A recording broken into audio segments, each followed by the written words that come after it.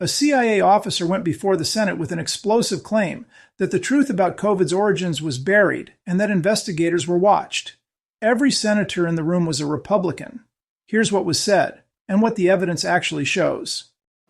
I feel your pain and frustration in terms of trying to do oversight investigation and issuing subpoenas that are not responded to, certainly not in full, barely responded to generally. What responses we get are generally non-responsive responses, just a bunch of bureaucratic gobbledygook. So, again, I appreciate your efforts, though.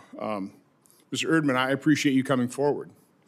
One thing I know as former chairman of the full committee, now as chairman of the permanent subcommittee investigations, is we do not protect whistleblowers. We have laws dating back over 100 years, and the government is the worst offender in terms of retaliating against whistleblowers, even though there's all kinds of these legal protections. So I appreciate you doing this. I'll also note, because nothing shocks me anymore with our colleagues from the other side of the aisle, but I'm shocked that not one of them showed up here. I think one showed up to register his attendance and then gone. I agree with you. It is well past time for us to have a church committee. We're not going to get bipartisan support for a church committee. There's no curiosity on the other side about what's happening inside the deep state. And that's really my question. Who is running the deep state? I've got example after example in agency after agency, very legitimate oversight requests. I subpoena documents. You don't get squat. Now, I asked for your testimony last night. And I realize, and I really appreciate the fact that the committee staff and Chairman Paul is very, very concerned about retaliation against you. Apparently they didn't clear your testimony here at the CIA. Is that true? No. So you're appearing as a true whistleblower, publicly right off the bat. I'll do, and I'm sure Senator Paul and the staff will do everything we can to prevent retaliation. What is your game plan after this? You're done with the in DNI and the DIG organization. What do you plan going back to CIA? I returned to CIA on, was it April? I'm back at CIA. I just took a couple of weeks vacation after it was a long year and I was tired, so I took some time off. So were you welcome back? I just arrived and I've got a desk and they're talking to me about what comes next. I mean, do you have any concerns about me keeping this? Because originally we said you can't keep this after the hearing, but it sounds like now I can keep it. I mean, do you have a concern? Because again, I don't want to harm you in terms of what you've written here. I haven't had a chance to go through it yet. You can keep it. Okay. Should we distribute this publicly? Please hold on that. For the time being, I will. John Radcliffe was very helpful when he was in that position at DNI. Now he's director of the CIA.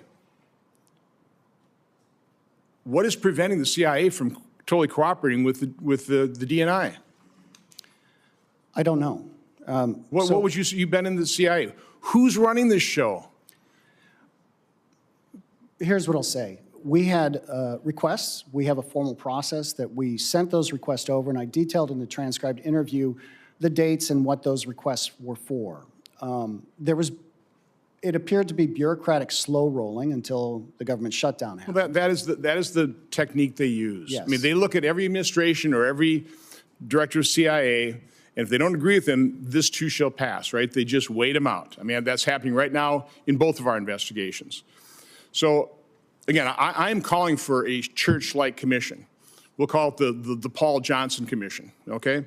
We need to figure out who runs the deep state. But in my final 3 minutes, because I held what I thought was a blockbuster hearing 2 weeks ago. It was very good. And this is on my investigation in terms of the harms done by the COVID injection. And I'm going to talk about it right now because it's not being covered by the legacy media. Alternate media, yes. Fox News, Fox Business has had me on. I went on, supposed to be on CNN last week. And I sent in my report and told them that's what I want to talk about. They canceled the appearance. Oh, that's not why. Sure it is. So this is what, and I can do this in 2 minutes and 20 seconds. This is what we uncovered. This is what is being covered up by now the legacy media.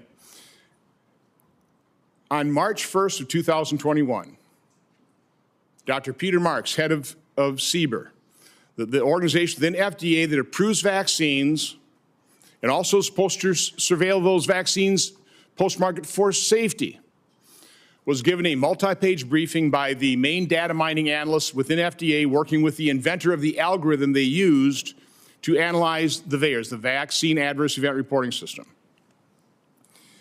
That briefing told Dr. Marks that the current algorithm, because of the nature of the massive number of claims coming into VAERS, by the way, from 1990 until 2020, on average, about 280 deaths were reported in VAERS associated with the vaccine.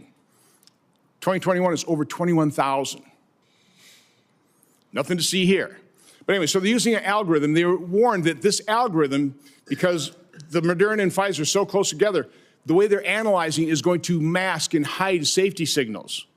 That's March 1st, 2021. 26 days later, a new state-of-the-art algorithm, developed by the inventor of the original algorithm, was presented to senior FDA officials, showing 49 cases of extreme masking, 25 safety signals, including sudden cardiac death, pulmonary infarction, Bell's palsy, different types of strokes. Month after month after month, they continue to do this data mining. They continue to show additional safety signals. Did Peter Marks, did Anthony Fauci, did President Biden go to the American public and say, hang on here, we've got some data, we've got some concerns? No. They blamed the unvaccinated for continuing the pandemic. This is a pandemic of the unvaccinated. We need to mandate this.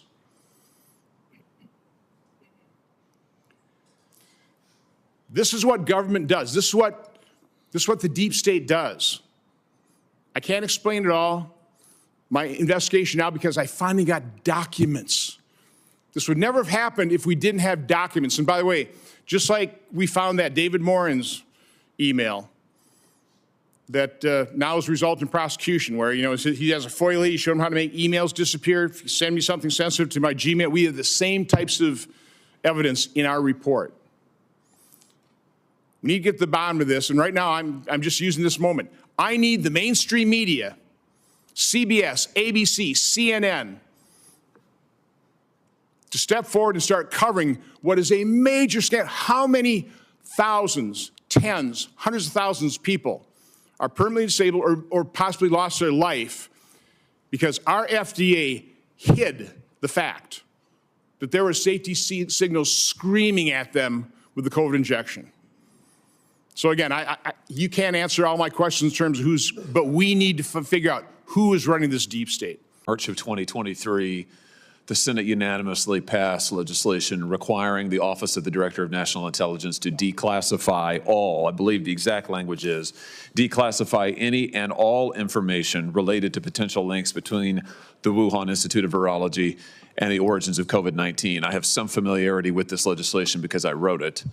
It passed the House unanimously. President Biden signed it into law under, I think, popular duress.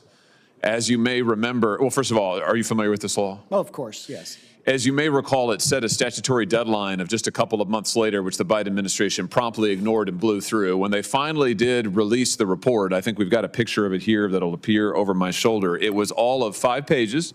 Yeah. Here it is. Wait for it. 5 pages. Remember, the law says any and all information. 5 pages, heavily redacted, even the 5 pages. I think one of those pages is like a cover note or something. Yeah, here it is. The executive summary, 5 pages. This is, according to the Office of the Director of National Intelligence, this is any and all information related to COVID-19 and the Wuhan Virology Lab. Now, you've been on this task force that has reviewed these documents. Is this all the information the United States government had? That is not all the information. And I'll tell you a little story about that if you'd like. Please. A little story about your 5 pages there. So there was a classified report being written at the time all of this was going on. And I assumed as I'm reading through the documents that they would just take that classified report, which didn't look like that, and they would just redact it. And because I'm reading through the documents, but that is not what happened. They decided to write a different paper instead of what was already. Who you say they? Who's they? The National Intelligence Council. The National Intelligence Council was at the time that the law passed was doing a thorough review or doing a review. We don't know how thorough. How many pages? You've been on this task force. You've gotten a sense of, if it's not 5 pages, how many pages worth of information would you guess the United States government was in possession of related to Wuhan lab and COVID possible links?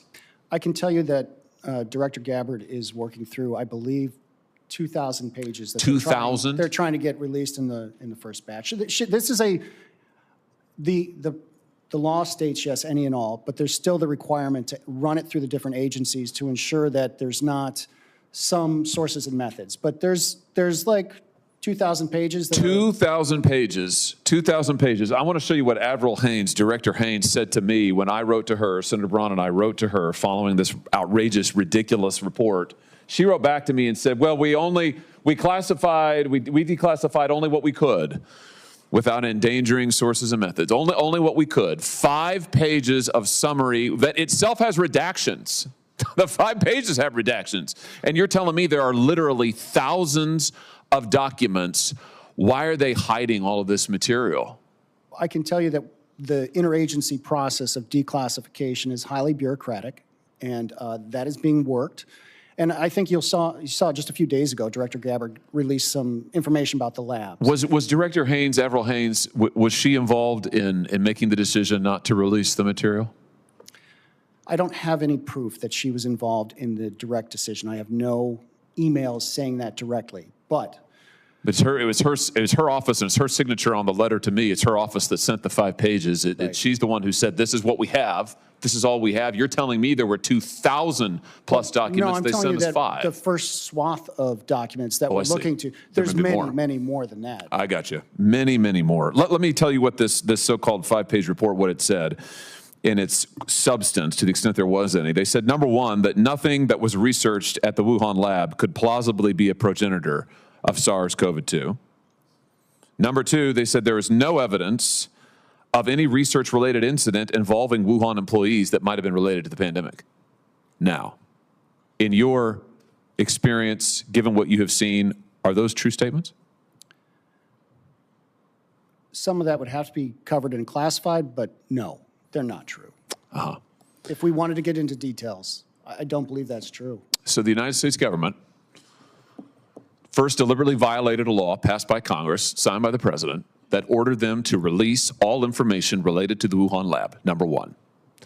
Number two, they then violated the law again by withholding thousands and thousands of pages that they had at the time and knew were covered by the law. And number three, the conclusions, so-called, they released to the public are false. If that is not a cover-up, I don't know what is. And if our elected officials and unelected officials in this case, in the IC and ODNI, if they can get by with blatantly violating the statutes of this country and lying to the American people, I'm sorry, but we don't have a democracy anymore.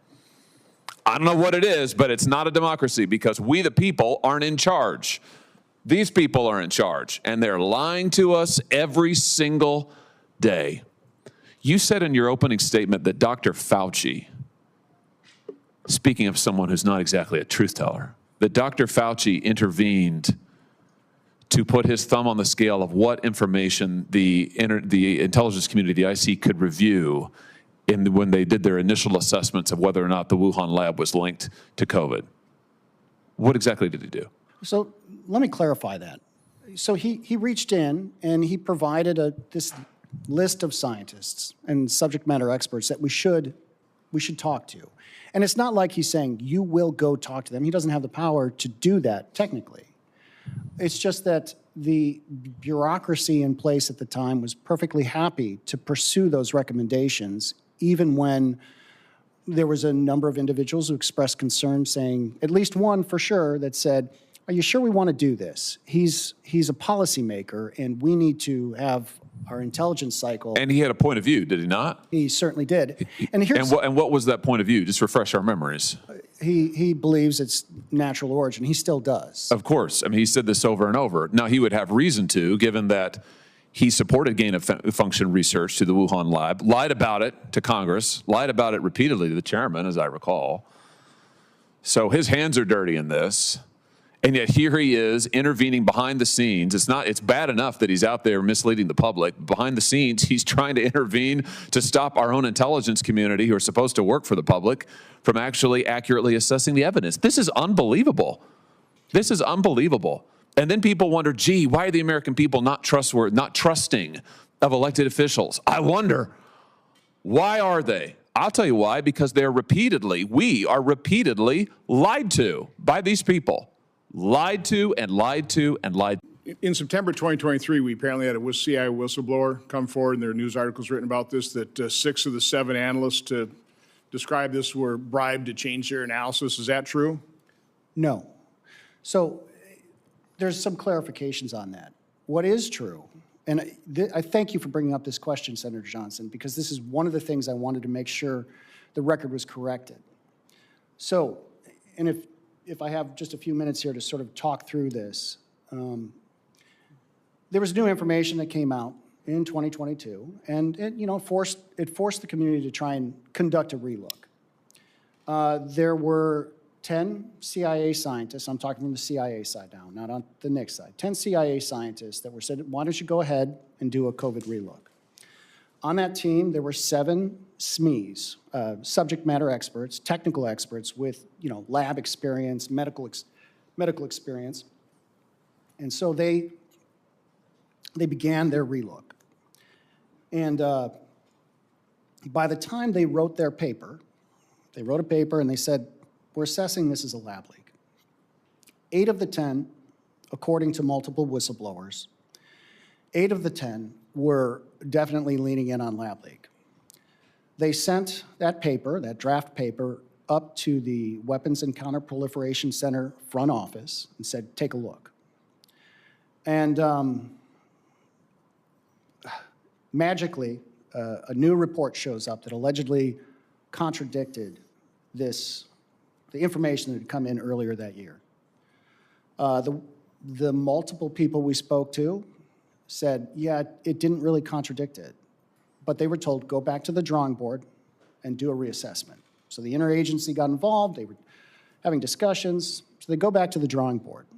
And by the time 2023 rolls around, they've got their answer. They say, 6 of the 7 technical people on that team. So there's 10 people on the team, 6 of the 7 technical experts say, yep, we still think it's a lab leak. We still think it's a lab leak. And they were sticking to their guns. Management changed the analytic line. They changed the conclusion to a non-consensus call. Actually, worse than that, they said that the exact words were, I don't want to get this wrong.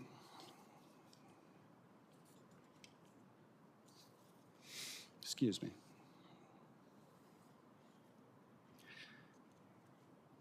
We may never precisely know the origin of SARS-CoV-2. Precisely. Precisely is not a term analysts use. They use like low confidence, medium confidence, yes, no. Precisely is a word you use when you want to deliberately end discussion. Because do you know how many resources we need to precisely know the origin of SARS-CoV-2? Okay. So again, I want the chairman to indulge me a little bit more here. There's no bribes paid. This was just a management decision. They overrode what the, okay. But the financial piece definitely needs to be looked into because they did receive an EPA. They got it. It's $1,500. Okay, so it may be true then. No. Let me be very clear. There were no bribes. They received an exceptional performance award. They were upset with it, and it was not a bribe. But what I will say, okay, the people who they were rewarded for their work. They didn't know they were going to get it. Okay, they were not. I got you. Okay, I got you. And I understand this distinction. 1 point and 1 question. Just received this from Liz Lyon, the CIA Director of Public Affairs.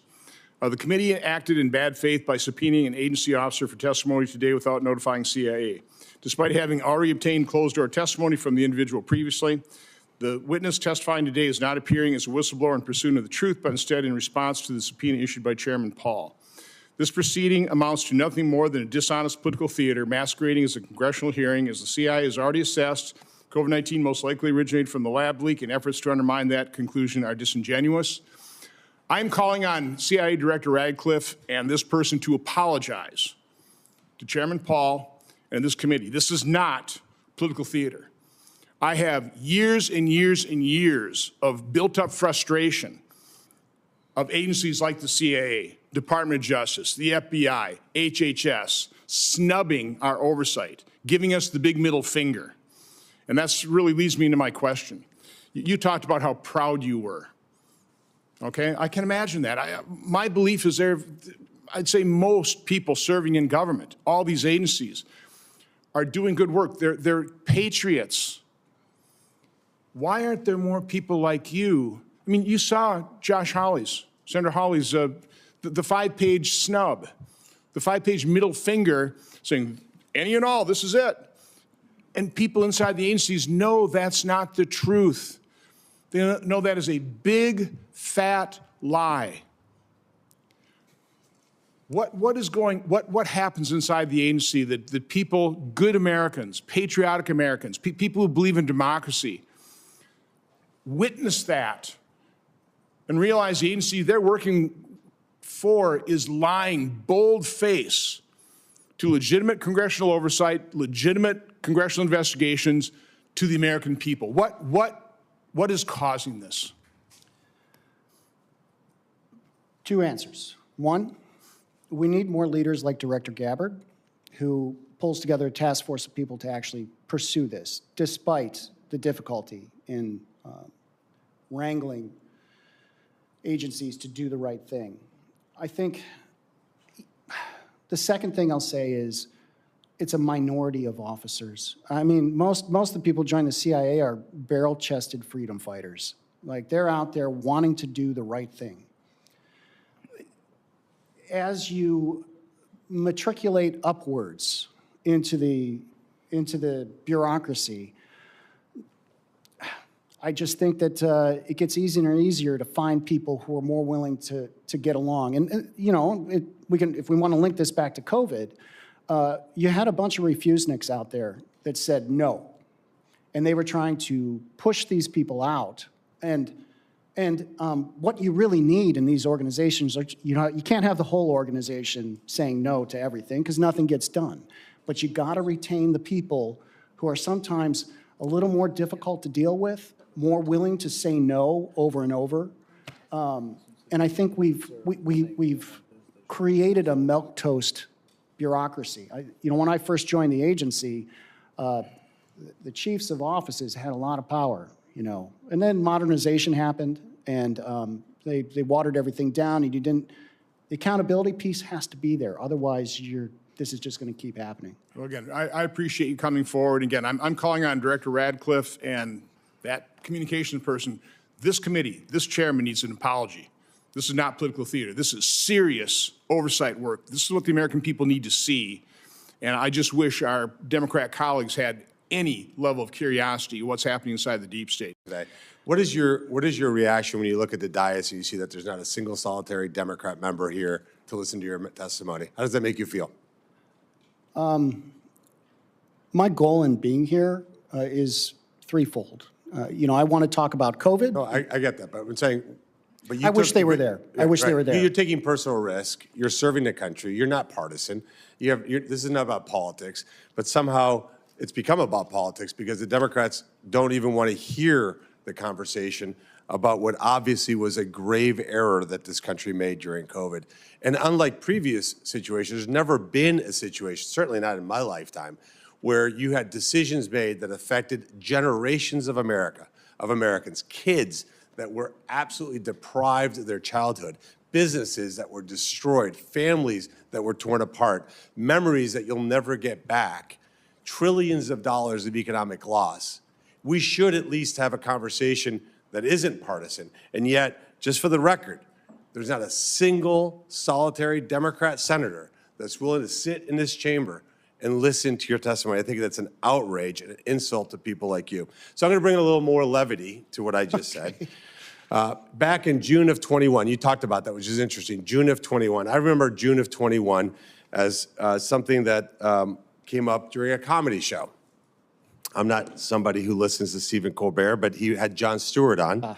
And he said, and I'm paraphrasing, Jon Stewart. I will not deliver it with the same kind of comedic punch. But it said, oh my God, there's been an outbreak of chocolatey goodness near Hershey, Pennsylvania. What do you think happened? Like, oh, I don't know. Maybe the steam shovel mated with a cocoa bean. Or it's maybe the expletive-deleted chocolate factory. Maybe that's it. And simple joke, talking about, or maybe the simplest solution is maybe the virus leak happened from the virus lab in the city of Wuhan. Or maybe this chain of events of animals mating to each other all over the world resulted in this virus. What ended up happening is that Jon Stewart was immediately tortured. The Washington Post called his joke a dangerous weapon of propaganda. They called him conspiratorial, and he got massive personal backlash. That was in June of 21. So does it turn out that the chocolatey goodness came from the chocolate factory in Hershey, Pennsylvania? Yeah, just as Director Ratcliffe said in 2020, it sure looks like the chocolatey factory is actually where the chocolate came from. Yeah, and in fact, it's funny that we're all sitting here today because in that same torture of Jon Stewart, Stephen Colbert said that maybe Jon Stewart was somehow a spy of Senator Johnson, because Senator Johnson was the one senator that was saying this from the very beginning. Has continued to hold that accountability, and I applaud Senator Johnson for his absolutely relentless pursuit of the truth in all this. But let me just spend the last few minutes here talking to you about something that you mentioned, which is near and dear to my heart. And I think all these hearings are important. What you said is super critical. And again, I applaud you for taking and having the courage to come here and your detailed and methodical review of all this.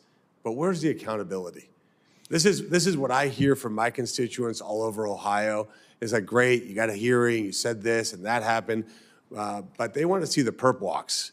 Where are the people who made these decisions, and how do we hold them accountable? Anthony Fauci is sitting, probably sipping margaritas somewhere with his multi-million-dollar financial success as a result of duping the American people into putting an experimental virus in their vaccine into their bodies, or risk losing their jobs. He's not accountable to anybody. He's having a great life. He was featured on Vogue magazine. He sat there for a cover shot for a day, trying to get beauty shots of him, which I imagine the photographer found difficult. Where do you think that we are on a path to accountability? So I don't work at DOJ, and so I can't speak to prosecutions or perp walks or any of that stuff. But what I'll say is, and I want to go back to the first thing you mentioned here about the American public. I think, and this is my opinion, I'm not expressing myself as a CIA officer or on loan to DNI, whatever it is. I think we really want both Democrats and Republicans to show up and communicate and cooperate on issues, because part of the most important, and you all know this, I'm sorry, legislative branch, they have some power of oversight. You guys are not, you can't make DOJ prosecute anybody. You can reach across the aisle, and you can try and get these people to pull the purse strings when agencies are behaving poorly. And, you know, from my perspective, and I don't mean to criticize anyone, we need the legislative branch to start pulling purse strings. It's got to be with teeth if you want accountability. And this is perfect. This forum here is perfect. It's about the transparency piece. You can't act unless people know. On the accountability side, I can tell you that Director Gabbard is doing her best to pursue accountability with all of the investigations that were undertaken by the DIG. And, you know, we can serve everything up, and it's up to DOJ to take action at that point. And I can't speak to DOJ, but yeah. No, I understand that. And I think what the American people would even expect at a minimum is just an apology for putting the country through this, not giving the proper information. I think that would go a long way. But certainly there was clearly bad actors. Mr. Chairman, you talked about the conflicts of interest. The way you described it is very nice, but ultimately it's corruption. I mean, when somebody's getting paid to give an opinion that's not fact-based, and it leads to personal gain, that's just flat out corruption. And what makes America unique is that we don't allow that kind of corruption in our government. And so I think ultimately where this all has to land is there has to be explicit accountability for individuals who profited off of the misinformation, the shaming of Americans, and the systematic destruction of lots and lots of. From an early period of time, you believe, and the information you're aware of, is that CIA scientists from an early time after the pandemic began, 2020, 2021, were concluding that the lab leak was the most likely hypothesis? Yes, Senator. I'd like to offer some qualifications on that as well. A lot of the issues occurred at the interagency space, at the National Intelligence Council, the individuals responsible for conducting or writing WMD analysis. So, and many of those individuals are on JDA from the CIA. But yes, very early, as early as 2020, there were agencies within the IC circulating papers that that said, hey, there's, for example, DOE circulated a paper in May of 2020 that said that all the conditions were present for a lab leak. And I could go through the timeline, but yes, my short answer is yes, periodically throughout 2020 all the way to 2024. Yes. I think the arguments, you know, pro and con for what is the evidence on whether this came from a lab or it came from nature are still important. So for years, we've been asking the CIA to produce the scientists, either in a classified setting or a public setting, to discuss the arguments. I don't see any reason why the arguments should be classified. You know, one of the arguments that's made publicly is that the source looks like it came from a single source of RNA, not like 5 different types of viruses or 20 different types like you had with SARS 2003, but it came from one source. And virtually everybody argues that sort of indicates a lab and not a nature. And so those arguments are important scientific arguments to have, but we've been prevented from having them. We've been preventing from getting all of the declassified information.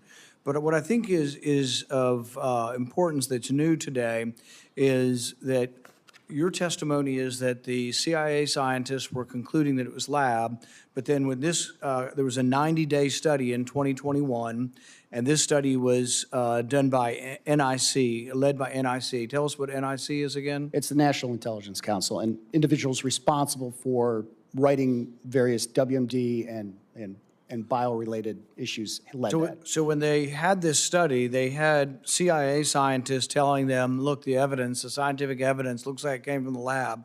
But then they brought in Anthony Fauci.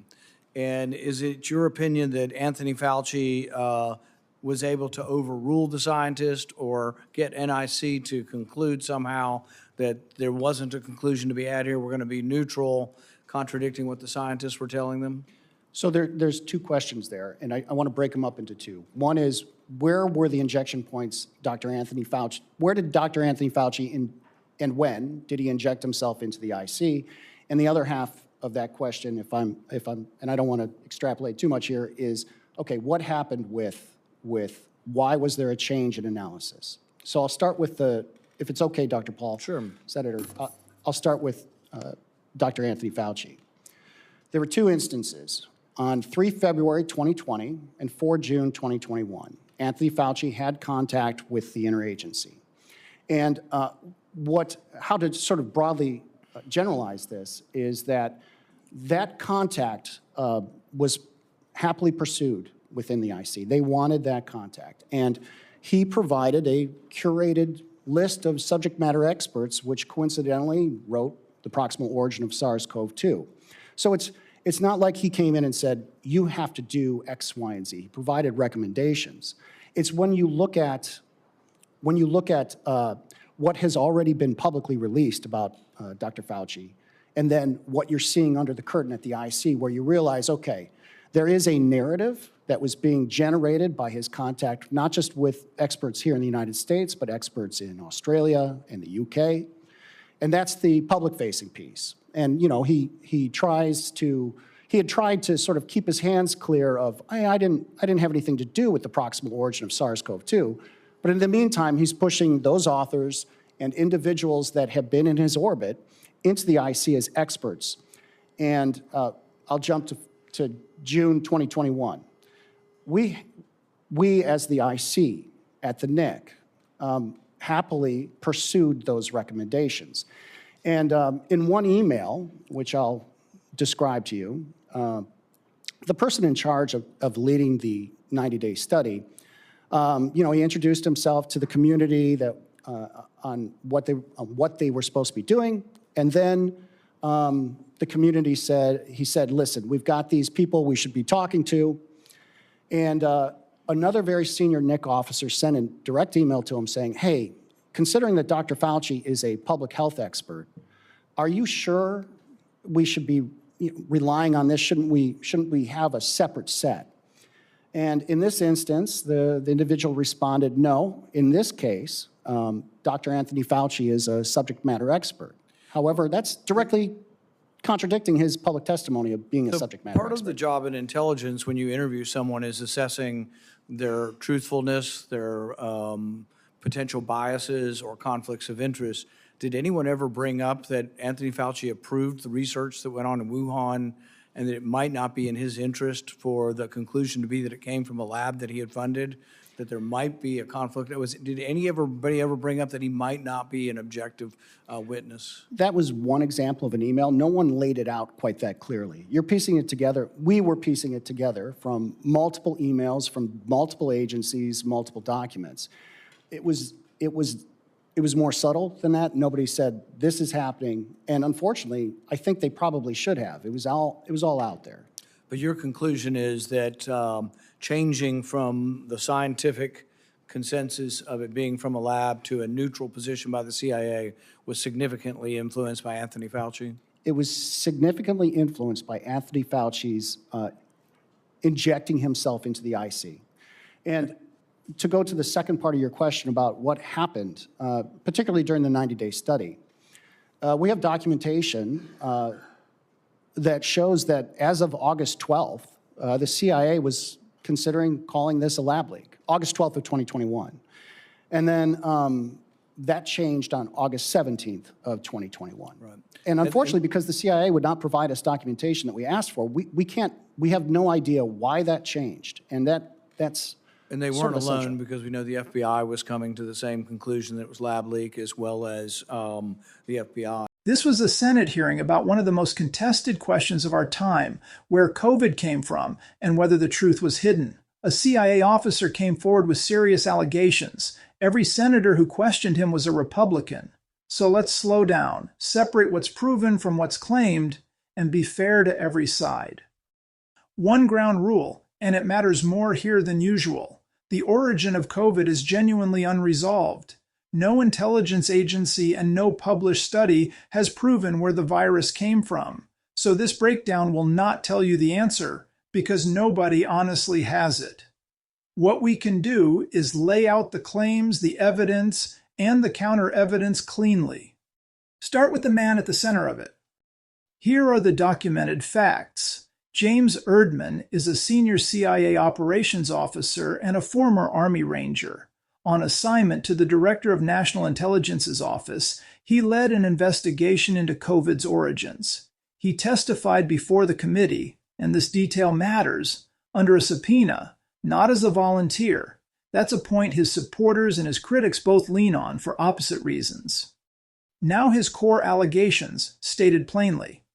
Erdman claims that CIA analysts repeatedly concluded a lab leak was the most likely origin, and that those conclusions were buried, softened, or withheld from Congress. He claims Anthony Fauci improperly inserted himself into the intelligence community's analysis, and he claims the agency did not comply with lawful oversight during his investigation. His most explosive claim was about surveillance, that the CIA monitored his investigators' phones and computers, including their contacts with other whistleblowers. It's worth knowing where he sat. Erdman was on assignment to the Office of the Director of National Intelligence, leading a special group's investigation into COVID's origins. So his complaint isn't a random staffer's hunch. It comes from someone who was, by his account, running the very inquiry he says was obstructed, That's what makes the allegation serious. It's also so far uncorroborated by any independent body. And here's a nuance almost every headline dropped. Erdman's accusations aren't only about the previous administration. He alleges the obstruction continued under the current CIA leadership, the one appointed in this administration. In other words, he's accusing the government now in power, not just the one before it. That cuts against the easy assumption that this is simply one party blaming the other. But before we go further, be fair to the other side. The CIA did not stay quiet. A spokesperson called the hearing dishonest political theater masquerading as a congressional hearing and pointed out that Erdman appeared under subpoena rather than coming forward on his own. The agency disputes the suppression claim and the spying claim. None of Erdman's allegations have been confirmed by a court or an inspector general. They are serious testimony, but they are testimony, not proven findings. There's one more fairness point about the witness himself. Before this, Erdman co-founded a group that formed to fight federal COVID vaccine mandates. His supporters say that makes him a citizen who cared early. His critics say it means he isn't a neutral party. Both can be true at once, and you should weigh his account knowing it. Now the part that is actually documented, what the agencies say. Here's the verifiable spine. In January 2025, the CIA did assess that a research-related, or lab, origin was more likely than a natural one. But read the fine print, because it's crucial. That judgment was low confidence. It was based on re-examining old intelligence rather than any new evidence, and the agency said both origins remain plausible. Officials confirmed there was no smoking gun. And this is where a careful distinction matters. Leaning toward a lab origin at low confidence is not the same thing as proving a cover-up. One is an intelligence judgment about probability. The other is a claim that evidence was deliberately hidden. Erdman argues the second follows from the first. The agency says it made a defensible call. Keep those two ideas separate as you decide. It helps to know the whole intelligence community is split, and has been for years. As of the last declassified assessment, the FBI and the Department of Energy lean toward a lab origin. 4 other agencies and the National Intelligence Council lean toward a natural one. The CIA joined the lab-leaning group in 2025. Every one of these judgments is low confidence, and all agree on one thing. This was not a bioweapon. There is also a real law and a real fight over documents. In 2023, Congress passed the COVID-19 Origin Act unanimously in both chambers, and the president signed it. It ordered the intelligence community to declassify what it knew about possible links between the Wuhan lab and the outbreak. A report came out, but it left the agencies divided, and much of it redacted. Erdman and the senators argue that agencies are still withholding material Congress ordered released. That dispute is real and ongoing. Now, the older controversy underneath all of this. Some pieces here are documented. U.S. health agencies did fund coronavirus research at the Wuhan Institute of Virology through a nonprofit intermediary. In 2024, the government suspended that nonprofit's funding and moved to bar it, citing failures to monitor the lab and to produce records. The nonprofit disputes any wrongdoing and says there is no evidence of a leak. Those are the facts on the money trail. But the phrase gain of function is where it gets slippery. Republicans say the government funded gain-of-function work, making viruses more dangerous, at the Wuhan lab. Health officials say the funded research did not meet the regulatory definition that would have triggered extra oversight. This is genuinely a fight over definitions as much as facts. Be skeptical of anyone who tells you it's simple in either direction. There's also the paper at the heart of the Fauci controversy. In early 2020, a group of scientists published a paper concluding the virus was not engineered and looked natural. Later released messages showed some of those same scientists had privately entertained a lab origin days earlier. Critics call that a narrative being steered from the top. The authors say they simply followed the evidence as more came in. Both readings fit the emails. There's also an honest history worth remembering. Early in the pandemic, the idea that the virus came from a lab was widely dismissed as a conspiracy theory, and some scientists and platforms treated it as off-limits. Over time, as more became public, it moved into the mainstream as a serious hypothesis that agencies now openly weigh. That shift is itself a caution. Confident dismissals came too early once, and confident certainty could be just as premature now. So let's give each origin theory its strongest case, lab first. Here is the lab leak case at full strength. The outbreak began in Wuhan, home to the world's leading bat coronavirus lab, far from where those bats live. A 2018 research proposal discussed inserting into viruses the very kind of feature this virus turned out to have. U.S. intelligence reported that several lab researchers fell ill in the autumn before the outbreak. No intermediate animal has ever been found, and China restricted access to early records. Now the natural origin case just as fairly. And here is the natural origin case at full strength. Peer-reviewed studies place the earliest known cases clustered tightly around a Wuhan market that sold live animals, with positive samples concentrated at a wildlife stall. The genetic data suggests the virus may have jumped to humans more than once, a pattern you'd expect from a market, not a single lab accident. The feature said to signal engineering also occurs in nature, and every prior outbreak like this one came from animals. So what's actually settled? Be honest about it. Proven. The virus spread first in Wuhan in late 2019. Agencies are split and none of them calls it a bioweapon. Disputed. Whether the origin was a lab or nature, and whether the funded research counted as gain of function. Unknown.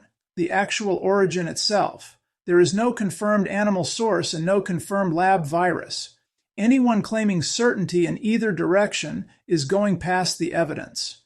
On the accountability claims, the same discipline applies. Republicans allege officials misled Congress about the funding, but as of this hearing, no one has been charged. Fauci has not been indicted. The nonprofit is contesting its penalty. And Erdman's surveillance allegations have not been confirmed by any court or watchdog.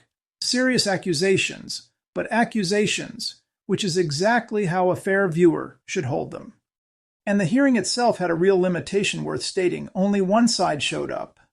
One more point that should sit uncomfortably with everyone. The politics here cut both ways. Some who dismissed the lab theory early did so to avoid inflaming tensions, and that turned out to look like suppression. And some pressing it hardest now have a clear political interest in the answer being yes. A neutral viewer should distrust certainty from both camps and follow only what can actually be shown. And step back from COVID for a second, because one principle survives no matter where the virus came from. When a government employee says oversight was obstructed and investigators were watched, that claim deserves a real independent review, not because he's necessarily right, but because the alternative is taking any agency's word for it. Protecting that process is the part of this story that shouldn't depend on your politics. So strip it all down. What's real is this. A CIA officer made grave allegations of a buried finding in illegal spying. The agency denies them. The intelligence community genuinely leans at low confidence toward a lab origin without proving it, and Congress's own documents are still partly locked away. What's not real is any claim from anyone that the origin of COVID has been settled. Watch three things from here. Whether the withheld documents actually get released, whether any of the surveillance or false statement allegations are ever substantiated by a watchdog or a court, and whether the science ever produces a definitive answer. Until then, the honest position is the uncomfortable one. We don't fully know. That's our breakdown. Stay with us.